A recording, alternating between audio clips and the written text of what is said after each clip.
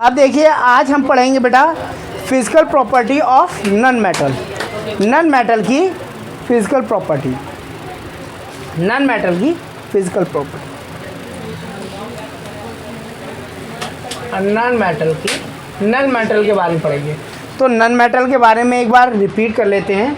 None metal क्या होता है?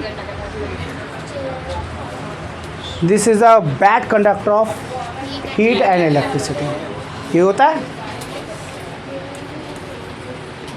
This is a bad conductor of heat and electricity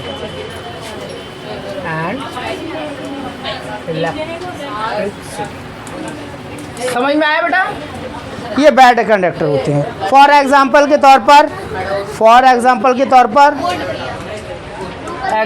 तौर पर आप देखेंगे तो वुड है, प्लास्टिक है, पेपर है, ठीक है, ये सारे होते हैं। अब हम इसकी क्या पढ़ेंगे? Physical property. क्या पढ़ेंगे बेटा अब हम? Physical property. ये तो हम लोग ने थोड़ा सा दिमाग को रिवाइंड करने के लिए ले लिया था, ठीक है। अब इसकी हम पढ़ेंगे फिजिकल प्रॉपर्टीज़। क्या पढ़ेंगे बेटा? Physical properties.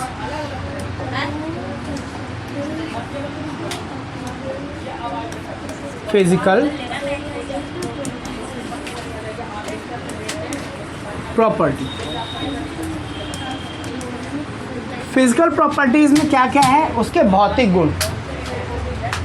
फिजिकल प्रॉपर्टीज़ में क्या है? उसके भौतिक गुण। तो आपने क्या है, non metal have a dull surface. इसका कैसा सरफेस होता है? डल होता है, माने शाइनिंगदार तो नहीं होता, ठीक है, डल सरफेस। जैसे किसी को एक चांटा मार दो तो उसका चेहरा उतर जाता है, डल सरफेस। तो पहला पॉइंट हमने क्या देखा? इसकी जो प्रॉपर्टीज़ होती है, पहली प्रॉपर्टीज़ को है non metal is a dull surface.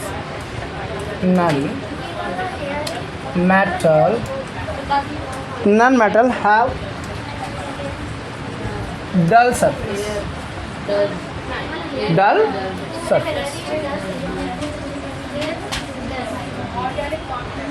Dull surface है। दूसरा क्या कहता है? एक्सप्रेशन में देखेंगे, जैसे iodine, graphite are lustres. Iodine और ग्रेफाइट इसमें क्या है? लस्टर्स। लस्टर्स का मतलब चमकदार है, शाइनिंगदार है, ठीक है। जिसमें क्या है, आप दूसरा पॉइंट ये देखते हैं,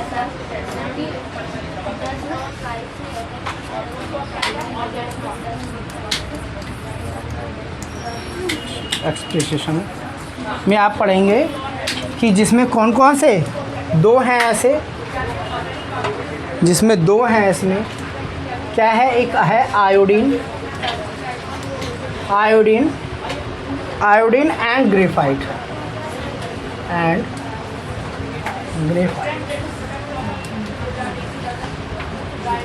are lustre.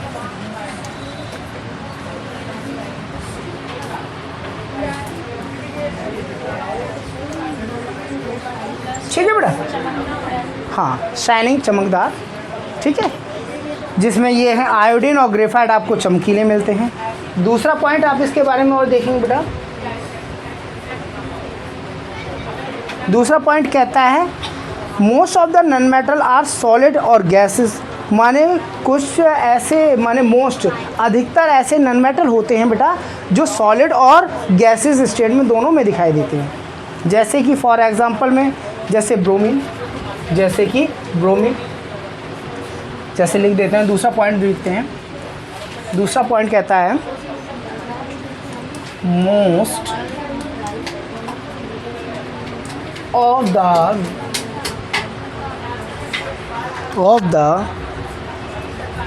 None metal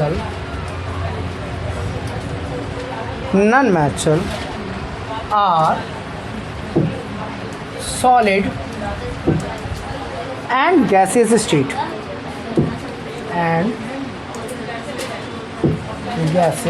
state ठीक है। गैसियस स्टेट में होते हैं एट रूम टेम्परेचर। किस टेम्परेचर में बेटा? Room temperature, at room temperature. ठीक है, जैसे ओनली किसको छोड़ करके? ओनली किसको? ब्रोमाइन को। Bromine is a liquid form, bromine जो लिक्विड फॉर्म होगा। ठीक है, क्लियर है?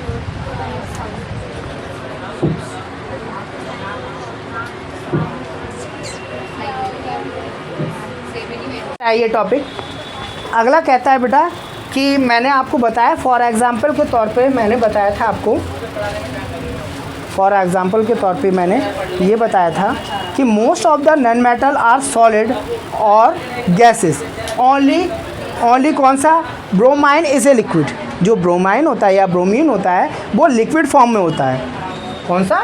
ब्रोमीन।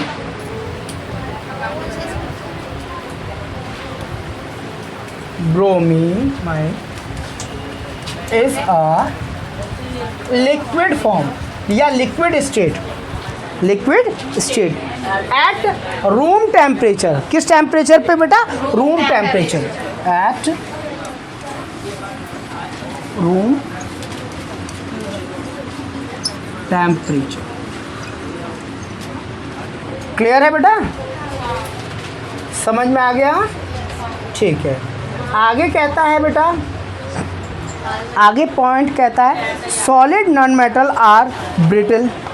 माने जो सॉलिड नॉन मेटल होते हैं अगर उनको हैमर से तोड़ा जाए तो वो किस में टूट जाते हैं? पीसीस ऑफ, माने स्मॉल पीसीस ऑफ, ब्रेक होकर के स्मॉल पीसीस में टूट जाते हैं। तो आप ये भी पॉइंट लिख सकते हैं, इसमें तीसरा पॉइंट लिख सकते हैं, तीसरा लिख सकते हैं कि solid non metal are brittle. ठीक है, brittle change into pieces on hammering, change into pieces on hammering. माने हैमर का यूज़ करने के या हैमर उस पर पड़ जाने के बाद वो टुकड़ों में परिवर्तित हो जाते हैं या टुकड़ों में चेंज हो जाते हैं।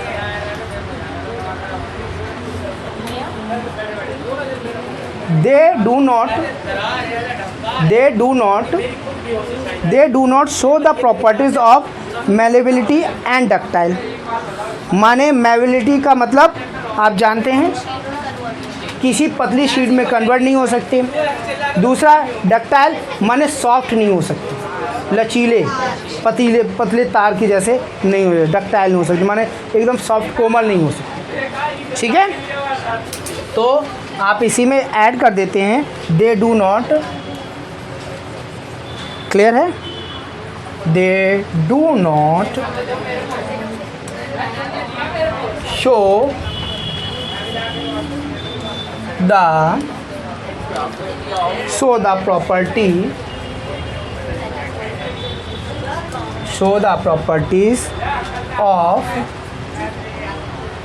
the properties of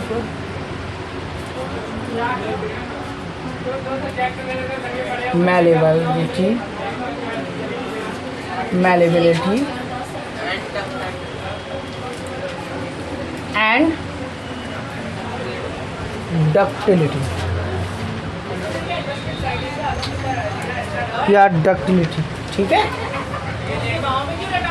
डक्टिलिटी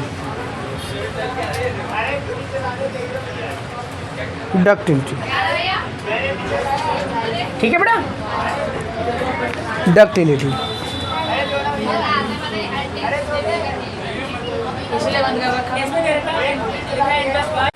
अगला कहता है बेटा कि non metal are generally soft. Normal way में सॉफ्ट होते हैं, ज़्यादा माने इतने भी सॉफ्ट नहीं कह सकते कि वो पतले तार में कन्वर्ट हो जाएं, जनरली सॉफ्ट होते हैं। तो आप कर सकते हैं next,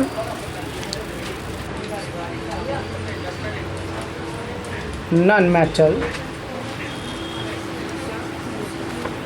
metal are generally soft, ठीक है, सॉफ्ट होते हैं, ठीक। और केवल कौन कौन से सॉफ्ट नहीं होते हैं, जैसे कि डायमंड एंड ग्रेफाइट नहीं, ग्रेफाइट आपका मेटल होता है,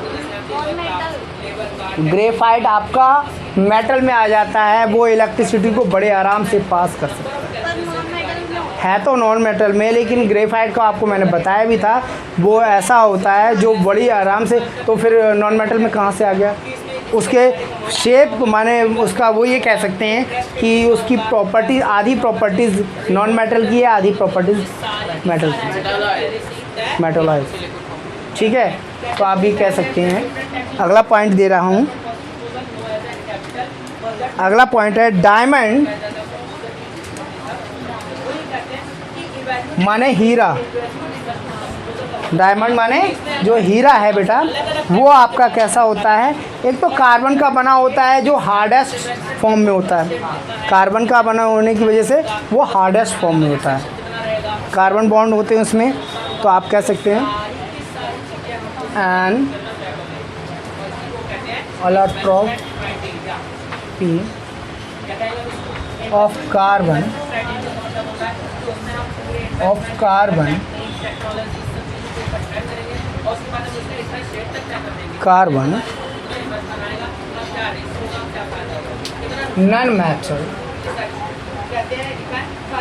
non metal is the hardest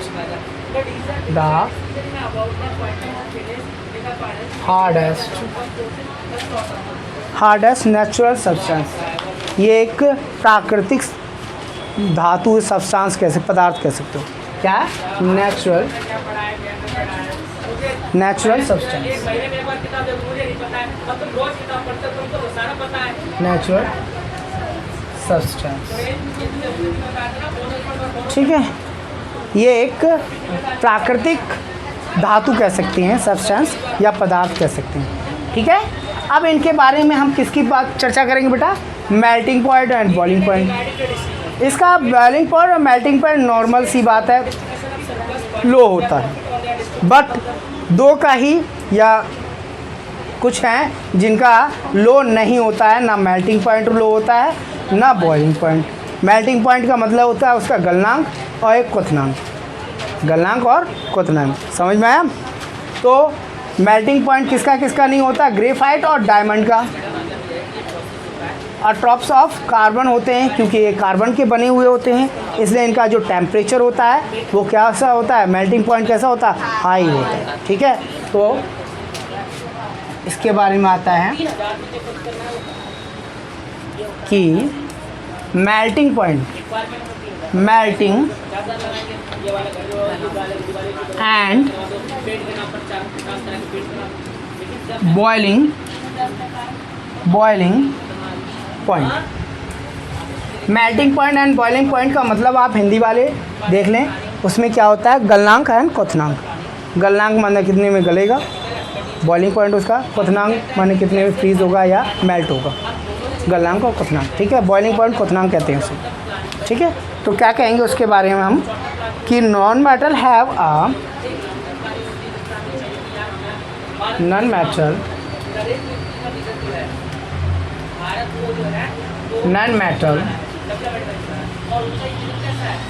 have कैसा लगता है, comparatively low melting point and boiling point, उसका कंपेयर किया जाएगा तो उसका मेल्टिंग पॉइंट और बॉइलिंग पॉइंट बिल्कुल लो होता है।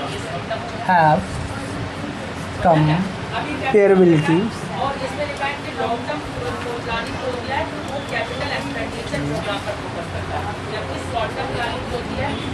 लो मेल्टिंग पॉइंट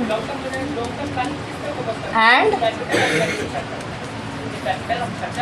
बॉइलिंग पॉइंट, इसका गलनांक और क्वथनांक लो होता है, इसका गलनांक और क्वथनांक लो होता है, बट केवल दो के हैं जिनके गलनांक और क्वथनांक हाई होते हैं। कौन कौन से, एक ग्रेफाइट दूसरा डायमंड। डायमंड और ग्रेफाइट के जो मेल्टिंग पॉइंट होता है वो हाई होता है। मेल्टिंग पॉइंट होता है, मेल्टिंग पॉइंट वो हाई होता है। ठीक है बेटा, वो हाई होता है। मैंने एक सॉफ्ट तरीका बता दिया, बिकॉज ये कार्बन के बने हुए होते हैं, इसलिए कार्बन के अलॉयज होते हैं। कार्बन एटम, कार्बन के, इनके कार्बन के क्यों होते हैं? कार्बन के होने की वजह, क्योंकि कार्बन एक ऐसा होता है जो इसके माने जो लास्ट हाई होता है। दूसरी बात, इसके बॉन्ड बहुत मजबूत बने होते हैं, स्ट्रॉन्गेस्ट होते हैं। ठीक है बेटा, अब आता है इसकी conductivity of heat and electricity. Ductile नहीं, कंडक्टिविटी। इसकी कंडक्टिविटी कैसी होती है? कंडक्टिविटी का मतलब होता है ये एक एनर्जी को, माने जैसे हीट की एनर्जी है, एक सिरे से दूसरे सिरे तक कैसे पहुंचाता है, ये पहुंचा पाता है कि नहीं पहुंचा पाता, वो कंडक्टिविटी माने कनेक्ट करना। क्या होती है? कंडक्टिविटी। क्या लिखते हैं? कंडक्टिविटी। कंडक्टिविटी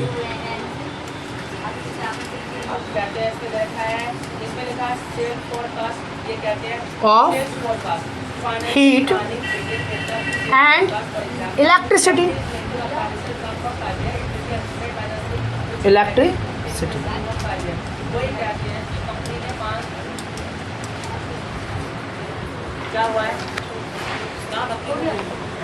ये पत्ते अपने आप पीस के ना फेंक देंगे, ठीक ठीक, इलेक्ट्रिसिटी। ठीक है, अब इसमें आप ध्यान देंगे कि पहली बात तो आपको अच्छी तरह पता है, जो इनकी माने कंडक्टिविटी है वो बहुत ही बैड होती है, पुअर होती है। माने लकड़ी को है, लकड़ी का एक सिरा गर्म करो तो पता चला उसमें आग लग जाएगी और जल जाएगा, दूसरा सिरा तो गर्म नहीं हुआ। लेकिन लोहे की कंडक्टिविटी बहुत अच्छी होती है, क्यों? एक सिरा गर्म करो दूसरा अपने आप गर्म हो जाता है ना। तो इसकी कंडक्टिविटी में लिख लेते हैं हम लोग। कंडक्टिविटी में कहता है non metal are bad conductor,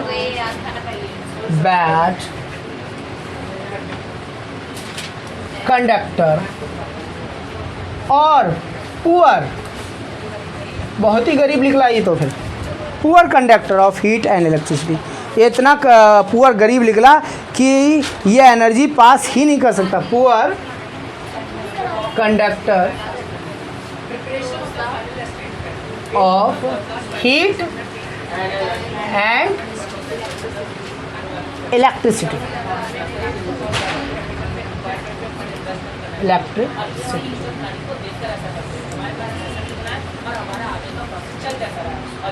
ठीक है बेटा, बट किसकी? ग्रेफाइट नॉन मेटल में ज़रूर आता है, लेकिन उसकी कंडक्टिविटी बहुत अच्छी होती है।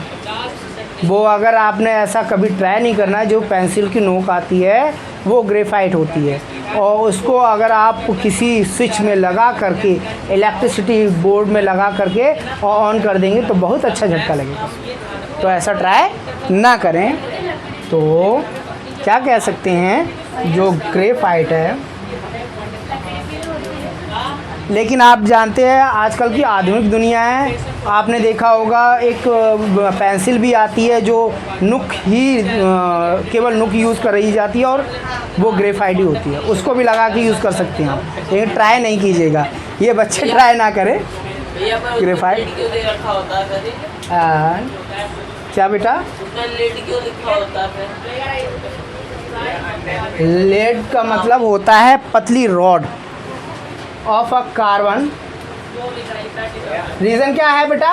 कार्बन है, carbon is a conductor of electricity. Good conductor नहीं कह सकते, कंडक्टर ऑफ इलेक्ट्रिसिटी कह सकते हैं। Conductor of electricity, conductor of